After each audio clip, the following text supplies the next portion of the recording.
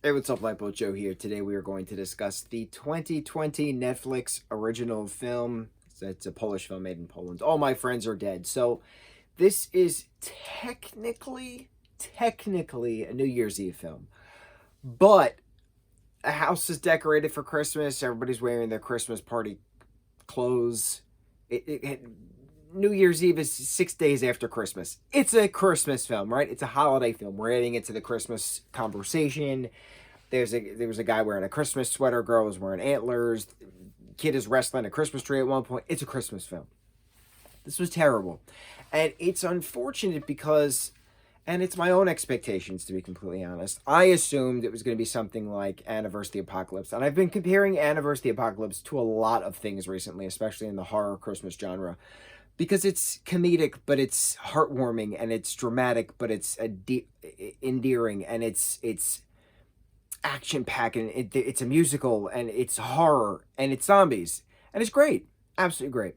So I assumed the All My Friends Are Dead plot points, and I didn't read the plot. I didn't watch a trailer. It just popped up on my things you might like, and I was like, yeah, that look, there's a girl on the poster. All my friends are dead. You know, she probably had to kill everybody because they turned into zombies, right? That's just obviously any kind of Christmas film. I was completely wrong. It was this weird convoluted plot point. It's an hour and a half long. It's a weird convoluted plot point of this sole survivor of this massacre, this New Year's Eve massacre, um, is saying all my friends are dead as she's being wheeled out, you know, with from the ambulance people, the EMTs. And she's saying she's never doing drugs again, and you know, she would give up drugs if all her friends could come back to life. But like, it was strange.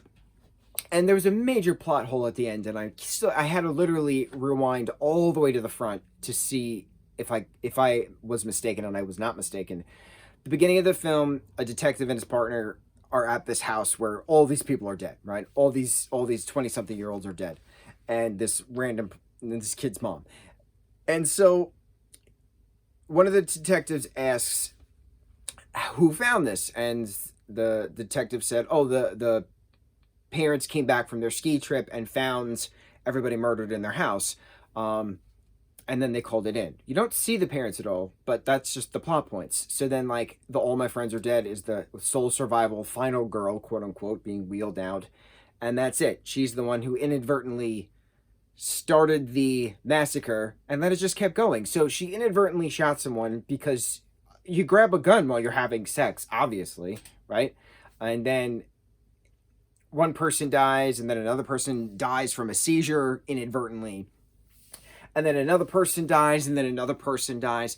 But it's just like one of those Thousand Ways to Die's episodes, like if you do this it will result in death kind of a thing.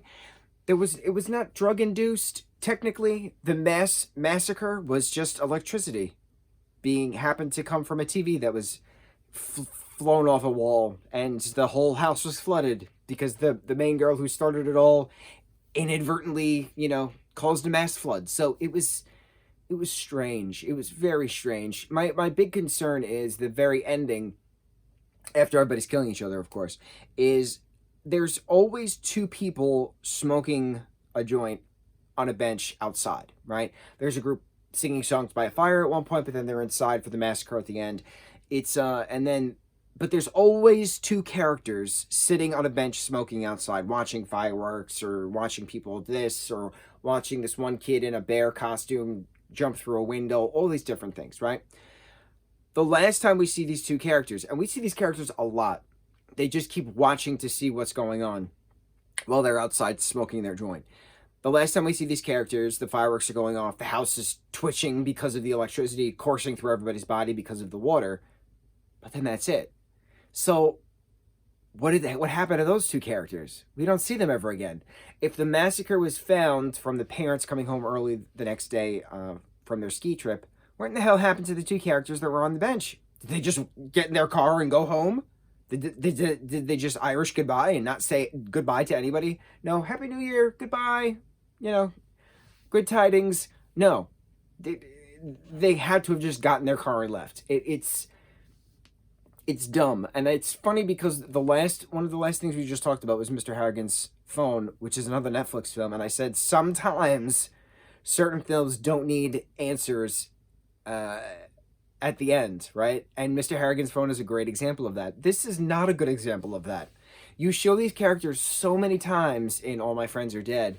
What was the point of showing these characters all these times if then at the end of the film, the parents are the ones that discover the massacre and the pizza boy hanging himself from a ceiling fan in the bathroom with string lights? We know that that can't happen because of Office Christmas Party. And we know that that can't happen because when TJ, I forget his last name's character, he convinces the Walter Hobbs guy to not Walter Hobbs.